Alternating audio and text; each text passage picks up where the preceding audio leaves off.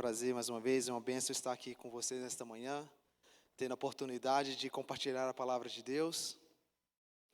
E continuando a série que o pastor começou este mês, lidando com a família, e foi me incumbido de compartilhar um tema, talvez até um pouco sensível e desafiador para muitos, mas nós vamos tentar cobri-lo pela graça de Deus. Eu convido vocês a abrir as suas Bíblias no livro de Mateus, no capítulo 6. Desde já vamos entrar na mensagem. Mateus capítulo 6, pegue as suas Bíblias. E hoje a mensagem ela será um pouco didática. Estaremos olhando alguns textos e espero que sejam simples. Então convido vocês também a pegarem talvez um bloco de anotações, porque teremos alguns conselhos muito importantes. Mateus capítulo 6, e o título da mensagem desta manhã é Até que a dívida nos separe. A família e as finanças no tempo do fim. Ao você abrir suas Bíblias no livro de Mateus, capítulo 6, vamos ler junto, iniciando no verso 9. Eu convido para curvar as suas frontes mais uma vez e pedimos a bênção de Deus ao abrirmos a tua palavra nesta manhã. Querido Pai que estás nos céus, a tua palavra está exposta e nestes próximos minutos vamos decorrer sobre ela para compreendermos mais a tua vontade sobre como gerenciar as finanças do nosso lar. Um tema que talvez muitas vezes temos deixado de lado e que tem arruinado muitas famílias. Então, nesta manhã, eu peço que o seu Santo Espírito possa estar aqui na tua casa, guiando as nossas mentes. Que o Senhor possa estar também presente com as nossas crianças. Que o teu Santo Espírito possa estar acalmando os corações. Que o Senhor possa colocar os seus anjos ao redor deste templo neste momento, para que nenhum anjo maligno possa influenciar ou tirar a nossa atenção nesta manhã, para que as verdades aqui compartilhadas possam trazer um efeito transformador nas nossas vidas. Pedimos essas bênçãos e oramos em nome do seu Filho Jesus. Amém. Mateus capítulo 6, começando no verso 9, um texto muito conhecido que repetimos várias vezes. A oração que Cristo nos ensinou, ele diz o seguinte: mas tu, quando orares, entra no teu aposento, e fechando a tua porta, ora ao teu Pai que está em secreto, e ao teu Pai que vem em secreto, e recompensará publicamente. E orando, não useis vãs repetições como gentios, que pensam que por muitos falarem serão ouvidos. Não vos assemelheis, pois, a eles, porque vosso Pai sabe o que vos é necessário, antes de vós los pedirdes. Portanto, vos oreis assim: Pai nosso, que estás nos céus, santificado seja o teu nome, venha o teu reino, seja feita a tua vontade, assim na terra como nos céus. O pão nosso de cada dia nos dai hoje, e perdoa-nos as nossas dívidas, assim como nós perdoamos aos nossos devedores. E não nos conduz à tentação, mas livra-nos do mal, porque teu é o reino, o poder e a glória para sempre. Amém. No meio da oração do Pai que Jesus nos ensina a orar, o texto 12 diz que nós devemos pede perdão pelas nossas dívidas, assim como nós devemos perdoar os nossos devedores. As dívidas é um grande problema na humanidade hoje. No entanto, Cristo impõe isso no meio da oração. Estudos mostram que mais de 50% de relacionamentos hoje são quebrados por causa de dívidas ou má administração nas finanças. Lares são quebrados, famílias arruinadas, brigas e conflitos simplesmente por a má administração das finanças e de conflitos. E quando lidamos com a questão de dinheiro, existem 3 ilusões que o mundo tem propagado e tem feito que nós estamos sendo arruinados e vivamos acorrentados nas nossas dívidas. A primeira ilusão que o mundo tem mostrado é a ilusão do estilo de vida. A ilusão do estilo de vida. Nós queremos viver além daquilo que nós temos, ou vivemos além da nossa renda. O mundo mostra tantas coisas, vemos tantas coisas interessantes, e assim queremos trazer para a nossa vida, mas nós não temos a condição financeira para manter, e isso é um grande engano. Isso tem mantido pessoas encorrentadas nas dívidas, porque querem viver além daquilo que ganha. A segunda ilusão é o desejo de consumo. O que vemos, queremos. E agora entramos em dívidas porque queremos consumir coisas. E o que nós vemos aí, nós queremos obter. Então o desejo de ter coisas é uma grande ilusão. Satanás tem mostrado, o mundo tem mostrado isso. Companhias de marketing gastam milhões e milhões de dólares simplesmente para colocar uma foto, um produto ali atrás do vídeo para que você veja, e aquilo eventualmente vai influenciar para que você compre. A ilusão do desejo. Nós estamos sendo enganados constantemente. E a terceira é a ilusão da independência. O mundo tem mostrado que você pode ser independente, você pode ser livre se você tem dinheiro. E então as pessoas correm atrás de dinheiro, e quanto mais atrás de dinheiro elas correm para serem independentes, na verdade, mais presos estamos nos tornando. A ilusão da independência, ela faz que você crer mais no dinheiro, ou crer mais no crédito, do que em Deus. No livro de Apocalipse, conectando essas ilusões aos nossos dias, no capítulo 13, gostaria que você fosse lá comigo, mostra que haverá um dia, aonde se eu e você não estivermos conscientes como estamos gerenciando as nossas finanças, nós iremos ser laçados pelo engano do inimigo. Em Apocalipse capítulo 13, no verso 17, a palavra de Deus diz o seguinte: para que ninguém possa comprar ou vender, senão aquele que tiver o sinal, ou o nome da besta, ou o número do seu nome. A profecia bíblica diz que em alguns dias, aqueles que não tiverem o sinal da besta na sua frente, não terão capacidade de comprar ou de vender. E isso está literalmente relacionado com como nós gerenciamos as nossas finanças, como nós gerenciamos o nosso dinheiro, como nós gerenciamos o nosso patrimônio. E Satanás tem influenciado o mundo com essas ilusões, para que quando o sinal for proposto, eu e você talvez não acreditamos no que a besta está dizendo, mas por causa da nossa condição financeira, por causa de estarmos presos nas dívidas, nós vamos ter que aceitar o sinal e receber ele na mão, que representa o nosso trabalho. E é muito importante eu e você entendermos como podemos ficarmos livres dos enganos, das ilusões de Satanás, senão iremos sim receber a marca da besta.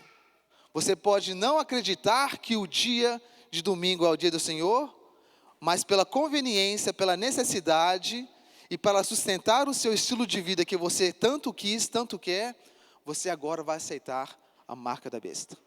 E é um perigo muito grande. Então, nesta manhã, nós gostaríamos de compartilhar alguns pontos, como eu e você, a nossa casa, e essa mensagem ela é tanto para casais, para aqueles que querem casar, para solteiros, como podemos proteger para que não venhamos receber a marca da besta. ou ficamos presos que não podemos nem comprar e nem vender e sustentar a nossa família. No livro de Provérbios, capítulo 16, vá comigo no livro de Provérbios, capítulo 16. Nos diz como eu e você podemos enriquecer a nossa vida. E aqui se fala do verdadeiro enriquecimento, que eu e você devemos buscar constante. No livro de Provérbios, no capítulo 16, Provérbios capítulo 16, no verso 16. Provérbios 16, 16 diz o seguinte: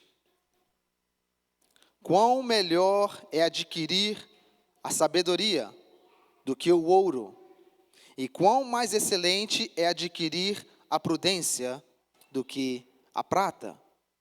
A palavra de Deus diz que adquirir sabedoria é mais importante do que adquirir ouro, do que adquirir bens. E isso é ser verdadeiramente rico. É você saber como usar os seus bens. Não deixar que o mundo determine como você use as suas finanças. Em Provérbios, no capítulo 9 agora, volte umas páginas.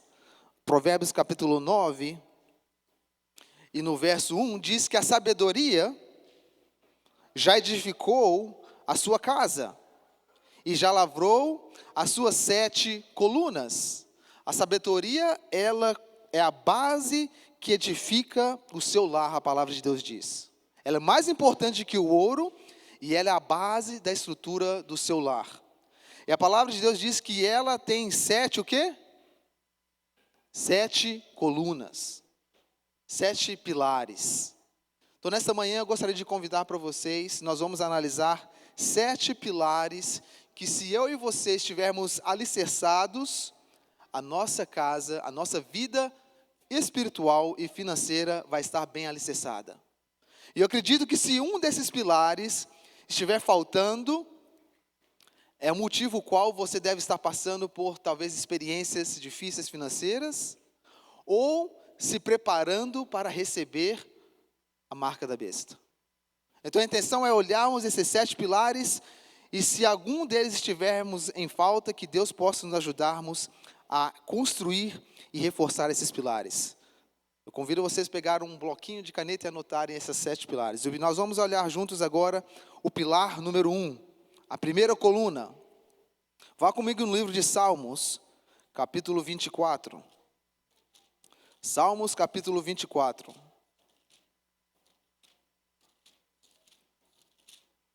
Nós vamos ver agora a primeira coluna que eu e você devemos estarmos alicerçados no nosso lar, ou a sabedoria,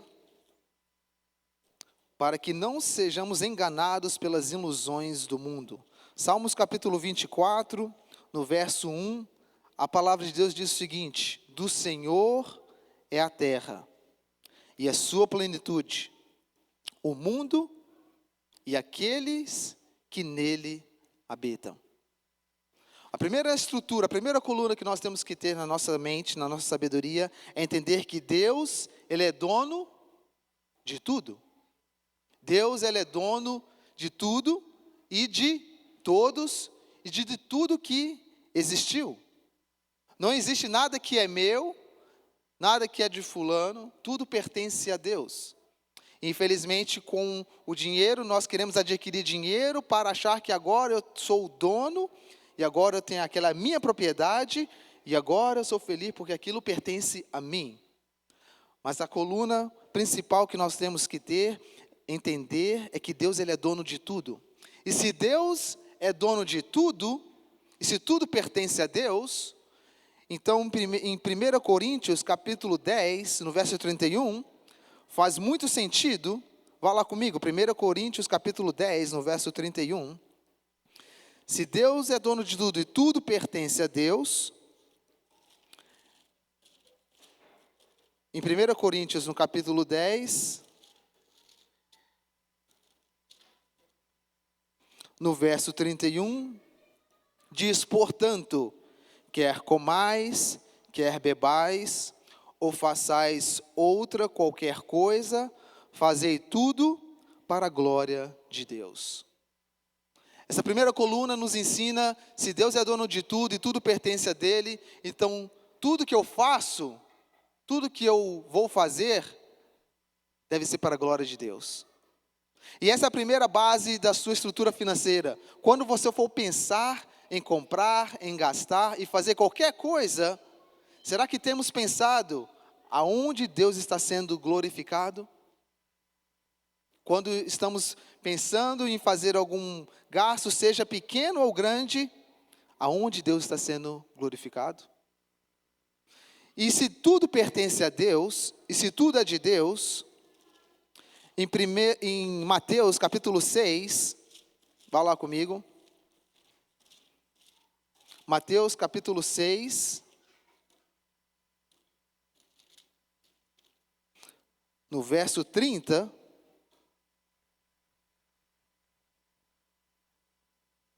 nos dá uma grande lição, aonde essa coluna tem que ser bem alicerçada. Tudo pertence a Deus, então todas as minhas finanças, nós somos simplesmente aqui empreendedores de Deus. Nós somos mordomos dos bens de Deus nessa terra. E tudo que estamos fazendo, temos que pensar em fazer e dar glória a Ele. E Mateus capítulo 6, no verso 30, nos diz: pois se Deus assim veste a erva do campo, que hoje existe, e amanhã é lançada no forno, não vestirá muitos mais a vós, homens de pouca fé? Não andeis, pois, inquietos, dizendo: que comeremos, ou que beberemos, ou com que nos vestiremos? Porque todas essas coisas os gentios procuram. De certo, vosso Pai Celestial bem sabe que necessitais de todas essas coisas. Verso 33, mas buscai primeiro o reino de Deus e a sua justiça, e todas estas coisas vos serão acrescentadas. E não vos inquieteis, pois, pelo dia de amanhã. A primeira coluna é entender que Deus, Ele é o dono de tudo, tudo pertence a Ele, tudo que devemos fazer é para a glória dEle, e nós não devemos preocupar com nada, porque os gentios assim se preocupam.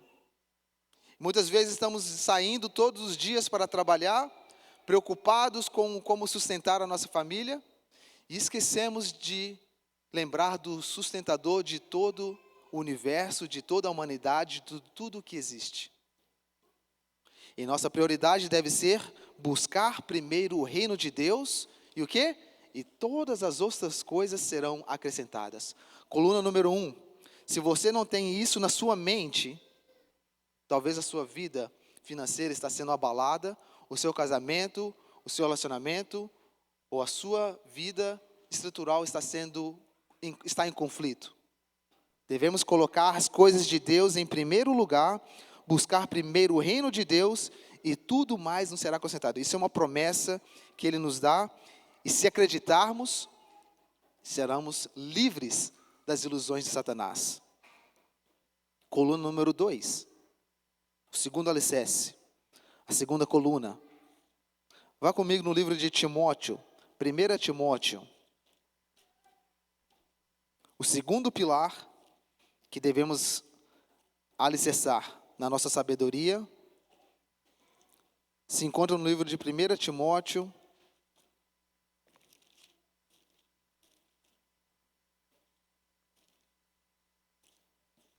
no capítulo 6. 1 Timóteo, capítulo 6, no verso 10. 1 Timóteo, capítulo 6, verso 10 diz: porque o amor ao dinheiro é a raiz de toda espécie de males. E nessa cobiça, alguns se desviaram da fé e se transpassaram a si mesmo com muitas dores. Pilar número 2, ame a Deus e não ao dinheiro. O problema é o dinheiro? O problema é os bens? O problema é trabalhar? O problema é adquirir coisas? Não, o problema é o quê? Amor ao dinheiro. E aí é onde muitos de nós somos caídos nas ilusões. Não, mas eu amo a Deus. Eu não amo o dinheiro. Aí você tem que pensar na primeira coluna que nós olhamos. Será que as coisas que eu tenho comprado, as coisas que eu tenho investido, como eu tenho vivido, é para a honra e glória de Deus?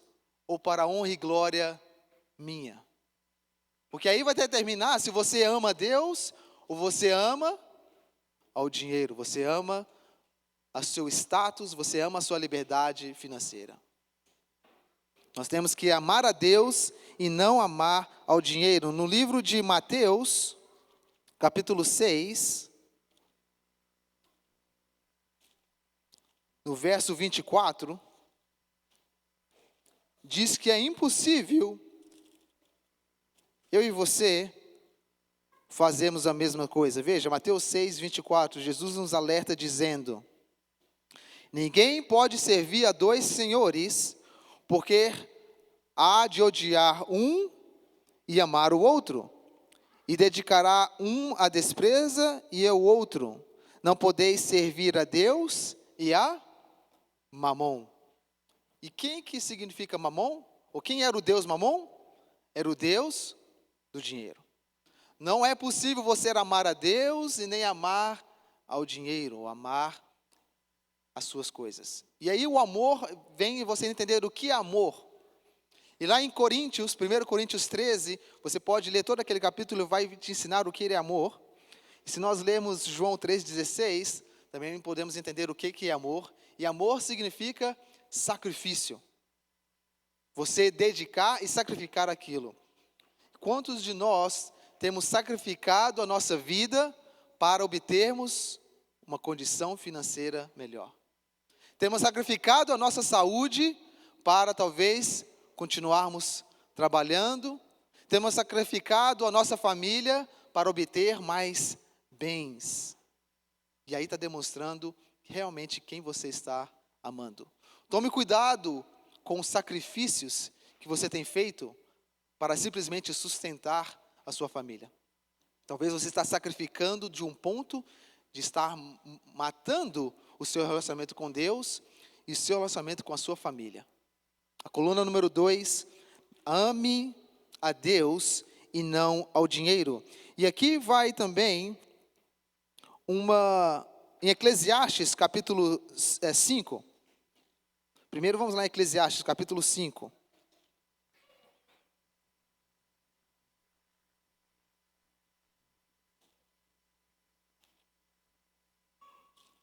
Eclesiastes, capítulo 5, no verso 10, nos diz: quem amar o dinheiro, jamais dele se fartará. E quem amar a abundância, nunca se fartará da renda. Também isto é vaidade. Interessante, né? Quanto mais você quer, o rico, quanto mais ele deseja, ele nunca vai achar que é o suficiente. Sempre vai estar com necessidade. Nunca se farta. Talvez estamos buscando e tentando enriquecer as nossas vidas, mas isso é um desejo que nunca pode se fartar, diz a palavra de Deus. Então ame a Deus e não ame ao dinheiro. E em Mateus, capítulo 22,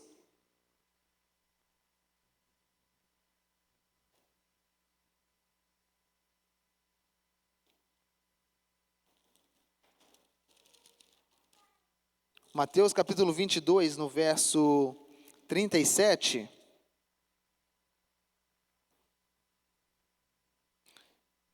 Jesus nos diz, ele resume os 10 mandamentos da seguinte forma e diz: e Jesus disse-lhe: amarás o Senhor teu Deus de todo o teu coração e de toda a tua alma e de todo o teu pensamento. Este é o primeiro e grande mandamento. E o segundo, semelhante a este é: amarás o teu próximo como a ti mesmo. Então nós devemos amar a Deus e não ao dinheiro, mas aí agora vem um segundo mandamento que Jesus diz, que nós devemos amar o nosso semelhante. E aqui vai uma dica para os nossos empreendedores, talvez aqueles que aqui estão numa condição que não são empregados, mas são empregadores, ou aqueles que têm empregados que trabalham para si. Olhem para os seus empregados com amor. Olhe para os seus empregados como investimento e não despesa. Muitas vezes nós queremos adquirir dinheiro e contratamos pessoas para nos ajudar a adquirir mais dinheiro, mas quando olhamos para as pessoas, vimos que eles são despesas para que eu possa ficar rico. Mas a palavra de Deus nos ensina que nós estamos que olhar para essas pessoas como investimentos. E Deus está dando a oportunidade de você agora sustentar outras famílias. Então ame a Deus e ame ao seu próximo. E não ame ao dinheiro mais do que a pessoa. Terceiro pilar. Lucas capítulo 16. Terceiro pilar nós vamos encontrar em Lucas capítulo 16. A terceira coluna da sabedoria. Lucas capítulo 16, no verso 10.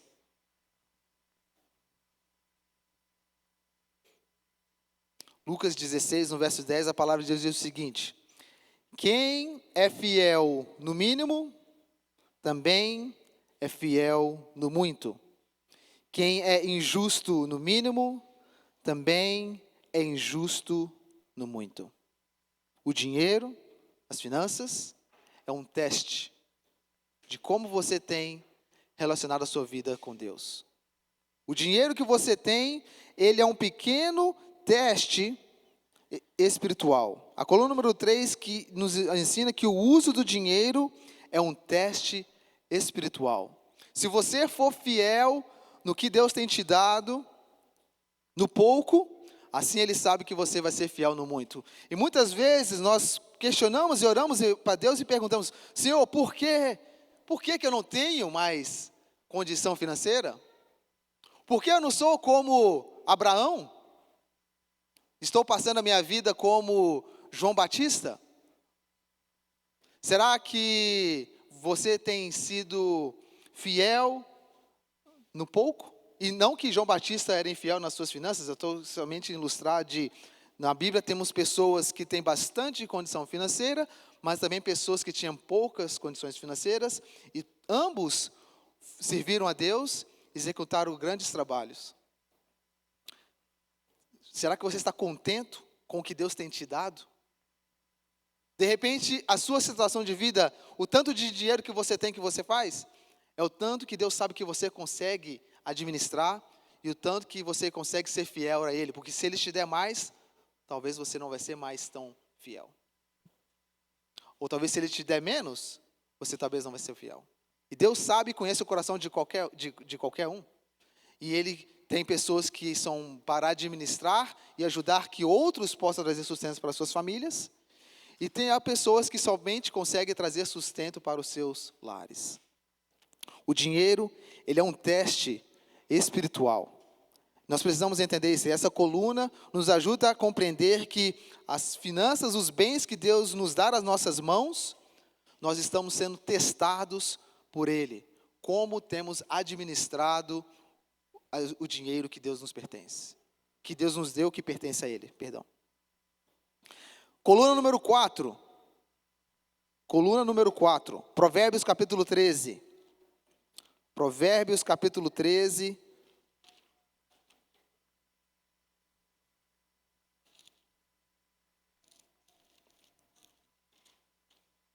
No verso 11. Provérbios capítulo 13, no verso 11, nos diz o seguinte: a riqueza de procedência vã diminuirá, mas quem a junta com o próprio trabalho a aumentará. A coluna número 4 nos ensina que enriquecimento rápido e vão não é providência de Deus. Como que é isso na prática? Alguns, eu acredito que nenhum daqui de nós temos essa prática, mas queremos ficar rico rapidamente e aí compramos o quê? Uma raspadinha.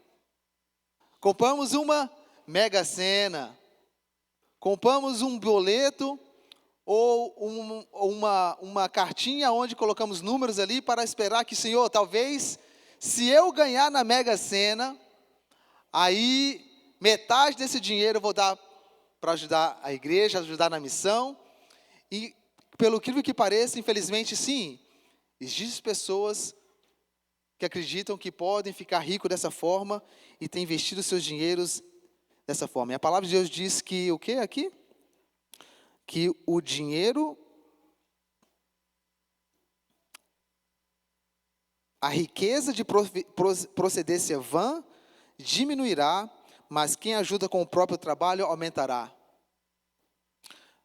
Não adianta você ir lá para Las Vegas, ou para Atlantic City, ou para o Mohegan Sun, Foxwood, tentar ficar rico, porque essa providência não vem de Deus. A palavra de Deus diz que nós devemos conseguir as nossas finanças através do quê? Do trabalho, do nosso trabalho. Tome cuidado com os esquemas de enriquecimento rápido. E eu citei aqui de raspadinha, mas hoje existem tantas formas. Até no próprio celular, existem meios que você pode ganhar dinheiro, joguinhos. Será que temos nos enlaçados com essas ilusões, achando que podemos ganhar dinheiro de modo que sabemos que não é correto? No livro de Provérbios, no capítulo 12, nós estamos no capítulo 13, um capítulo antes, capítulo 12, no verso 11, diz: o que lavra a sua terra se fartará do pão, mas o que segue ocioso é falto de juízo. E quando o pecado introduziu no mundo, Deus deu a condenação para Adão e Eva. Para Adão ele disse agora que do suor do teu corpo ganhará o teu pão. Do suor do teu corpo. Coluna número 4. Não ache que você conseguirá sustentar a sua vida, a sua família, com métodos rápidos de ganhar dinheiro. É do suor do teu trabalho. É trabalhando que se consegue trazer o sustento. A palavra de Deus diz isso e nos ensina isso. Então não se iluda com os sistemas de enriquecimento, pirâmides, joguinhos, tigrinhos, Las Vegas, Mohegan Sun, cassinos e tudo mais que existe por aí que o mundo tenta e tem enlaçado milhares de pessoas enganando nesses esquemas. Coluna número 5, Romanos capítulo 13. Coluna número 5, vá lá comigo, Romanos capítulo 13. E a nossa segunda coluna. O segundo pilar de sabedoria que nós temos que ter forte e alicerçado no nosso lar é o perigo da dívida. Romanos capítulo 13, no verso 8, diz o seguinte. Romanos capítulo 13, no verso 8.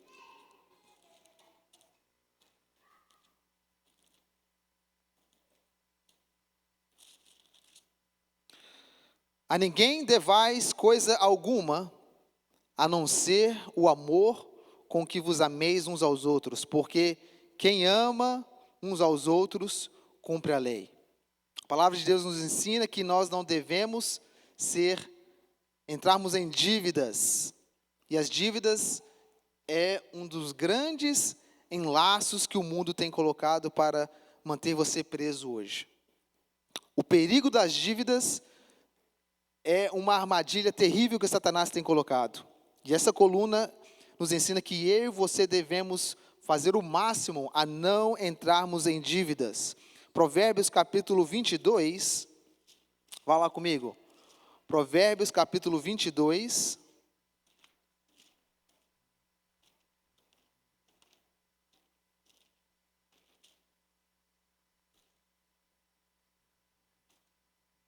no verso 7, Provérbios 22, verso 7, diz: o rico domina sobre os pobres, e o que toma emprestado é servo do que empresta. Quando entramos em dívidas, estamos entrando em como se fôssemos escravos agora. E muitos de nós estamos escravizados com dívidas. E esse país aqui é um país que ajuda muito, muito bem a você entrar em dívida. Ele te ajuda, ele facilita a sua vida para você entrar em dívida.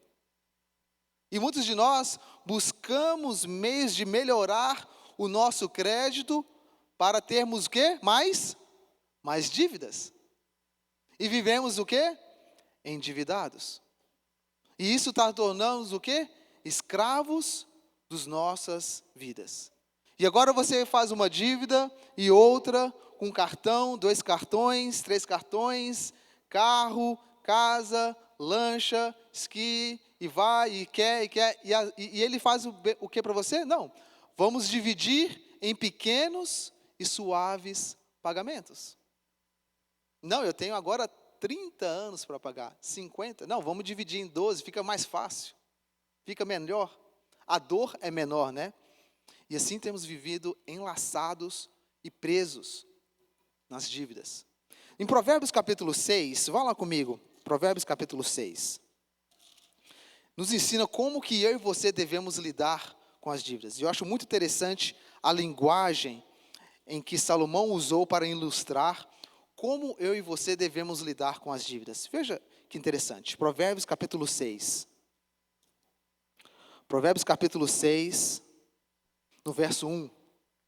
Provérbios capítulo 6, no verso 1 diz o seguinte: filho meu, se ficastes por fiador do teu companheiro, se deste a tua mão ao estranho, e te deixastes enredar pelas próprias palavras, e te prendestes nas palavras da tua boca, faze, pois, isto agora, filho meu, e livra-te, já que caíste das mãos do teu companheiro. Vai, humilha-te e importuna o teu companheiro. Não dê sono aos teus olhos, não deixes adormecer as tuas pálpebras. Livra-te como a gazela da mão do caçador e como a ave da mão do passarinheiro. Vai ter com a formiga, ó preguiçoso, olha para os teus caminhos e é sábio. A palavra de Deus diz aqui que se ficamos por fiador, se você está devendo alguém, se você está em dívida, fala que nós temos que fazer de tudo para sairmos dessa dívida. De tudo que nós devemos fazer. E aqui no verso 5, ele ilustra dizendo: livra dessa dívida como a gazela da mão do caçador. E eu gostaria que a Fê colocasse um vídeo agora para que possamos entender como eu e você temos que sair da dívida, porque diz aqui que nós temos que sair da dívida como a gazela sai da mão de um caçador. Alguém já viu uma gazela saindo da mão de um caçador? Quem é o maior caçador da gazela? Pode tocar o vídeo. O maior caçador da gazela é o leopardo. E o leopardo é um animal muito astuto e muito o quê? Muito veloz. E ele passa horas analisando, estudando, esperando, e quando ele vê a gazela, ele sai ao seu encontro. E a gazela também é um animal veloz. E aqui nesse vídeo nós vemos a velocidade e quanto que a gazela agora tenta lutar pela sua vida. Agora imagina aquela tira sendo quem você deve. E você é a gazela tentando fugir. E eu falo o seguinte, eu tive dificuldade de achar um vídeo aonde a gazela sai viva. A maioria dos vídeos da internet, sabe o que acontece? A gazela morre. Mas eu falei assim, não, eu não posso mostrar um vídeo da gazela morrendo. Tem que ter um vídeo de esperança. Eu custei e eu achei. E esse vídeo, pelo que pareça, agora você vai ver que ela luta e ela sai viva e o leopardo sai com fome. Mas infelizmente não acontece assim a maioria das vezes. A maioria das vezes, a gazela morre na mão do seu caçador.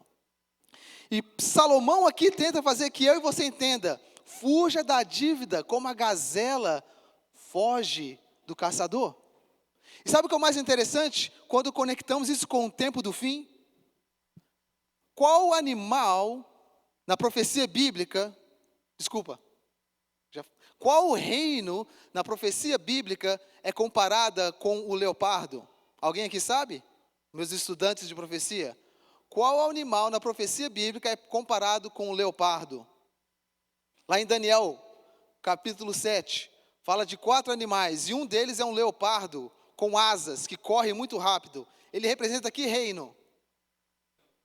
Alexandre o Grande, que era qual reino? Da Grécia. O leopardo, ele é representado com o reino da Grécia. Mas só que quando você vai em Apocalipse, capítulo 13, onde nós estamos no começo, existe uma descrição de um animal terrível e feroz. Tem a cabeça de leão, boca de urso e corpo de quê? Corpo de leopardo. Esse animal agora, que tem um corpo de leopardo, ele pega todas as características de Daniel, o leão, o urso, o leopardo e o animal terrível e espantoso. E esse animal, em Daniel capítulo 13, ele já não é mais representa a Grécia, mas ele representa Roma. Por que eu trago Roma e Grécia? Que quando nós estudamos o sistema que eu e você vivemos hoje, é estabelecido por essas duas grandes nações, a Roma e a Grécia. O mundo hoje que eu e você vivemos, grande parte dele, do que nós fazemos, sistema de escola, sistema de saúde, sistema de bancos e financeiros e dívidas, foram estabelecidos no reinado da Grécia e de Roma, que é o grande caçador de almas. E eles têm colocado todo esse sistema para que eu e você ficamos o quê? Ficamos nas suas mãos. Irmãos, constantemente nós saímos para lidar no dia a dia e nós temos que agir como aquela gazela. Essa coluna de tomarmos perigo com a dívida, eu quero que você saia daqui hoje e não tenha, e que tenha na mente esse vídeo da gazela correndo. Para que quando você for fazer qualquer compra agora, você pense, será que eu vou estar entrando agora numa situação onde eu posso me perder? Vou entrar numa dívida tal grande que não vou conseguir sair? A coluna número 5, tome cuidado com as dívidas. Coluna número 6, só mais 2 e vamos terminar. Coluna número 6, e agora essas 2 últimas são bem mais simples. 1 Timóteo capítulo 6. 1 Timóteo capítulo 6.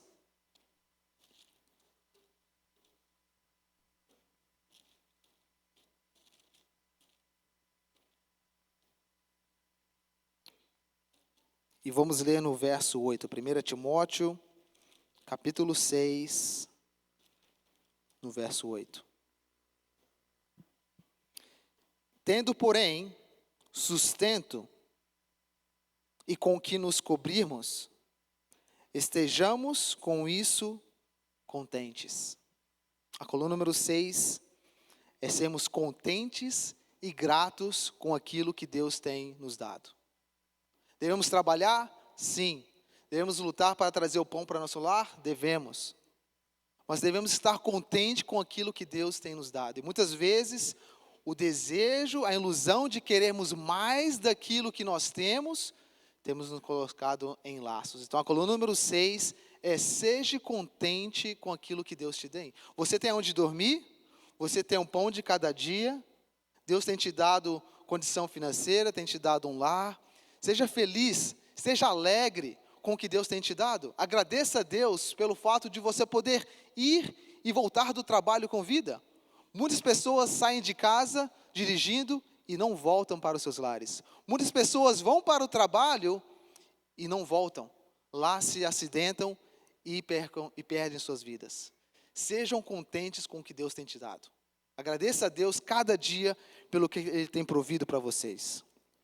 E a coluna número 7, a última, encontramos em Atos, capítulo 20. Atos, capítulo 20.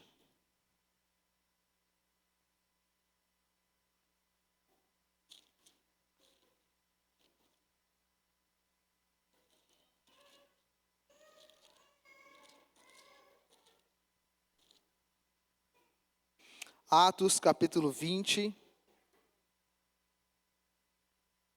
no verso 35. Atos 20, verso 35 diz: Tenho-vos mostrado em tudo que, trabalhando assim, é necessário auxiliar os enfermos e recordar as palavras do Senhor Jesus que disse: mais bem-aventurada coisa é dar do que receber. A coluna número 7. Seja generoso. A palavra de Deus diz que é melhor dar do que receber. Se Deus tem te dado condição financeira para abençoar a outros, que assim seja.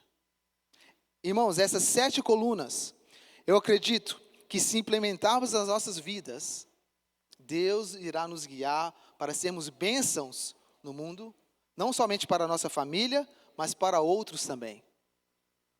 O mundo tem ensinado, e você poderia ter gastado horas vendo vídeos de técnicas de como enriquecer. É o que mais tem na internet. O que mais tem? Como ganhar dinheiro. Técnicas para ganhar dinheiro mais fácil. Mas a palavra de Deus, pelo incrível que pareça, que muitas vezes nós não achamos, nos ajuda a compreender várias coisas. E até mesmo como lidar com as nossas finanças. E eu gostaria de fechar com o livro de Filemon, capítulo 4. Gostaria de deixar você com uma promessa. Filemon, capítulo 4. Porque quando abrimos, talvez, a nossa conta de banco, olhamos para a nossa vida financeira, e você pensa no que eu li aqui, e você vai falar assim: Lucas, você está muito legal o que você falou, soa bonito, mas colocar em prática na realidade é diferente. Você não entende o que eu estou passando. Você não sabe o que eu tenho que fazer para sustentar a minha casa. Quanto que eu tenho que trabalhar. Talvez o que você leu aí é bonito para ouvir, mas colocar na prática é impossível. Então eu gostaria de deixar contigo um verso em Filemon, no capítulo 4.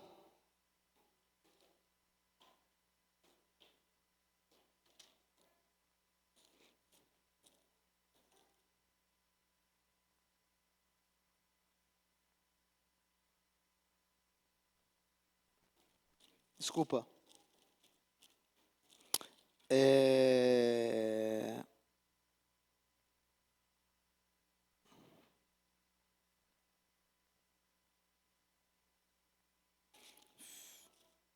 Eu confundi os livros aqui.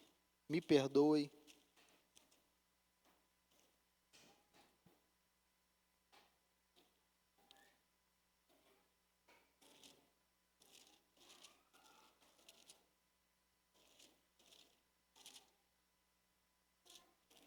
É que Filemon é um livro tão pequeno, é difícil de achar ele.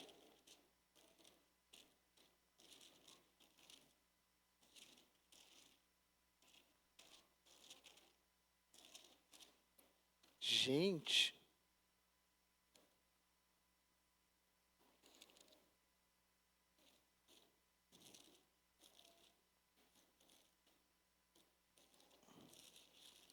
Ok, desculpa, perdão. Não, e não é Filemon também.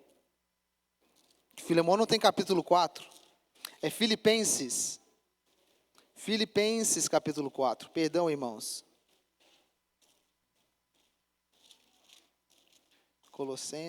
Filipenses, Colossenses, capítulo 4.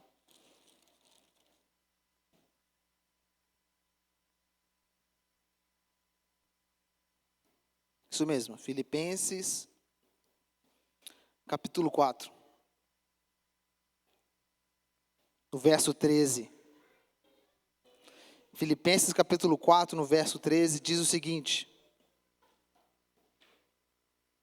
Posso todas as coisas em Cristo que me fortalece.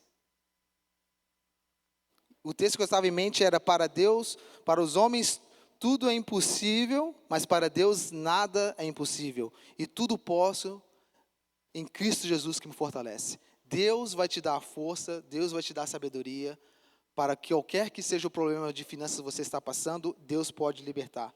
No verso 19, terminando, ele diz: o meu Deus, segundo as suas riquezas, suprirá todas as vossas necessidades em glória por Cristo Jesus. Amém. Convido os irmãos, nós vamos ficar de pé e vamos encerrar com uma oração.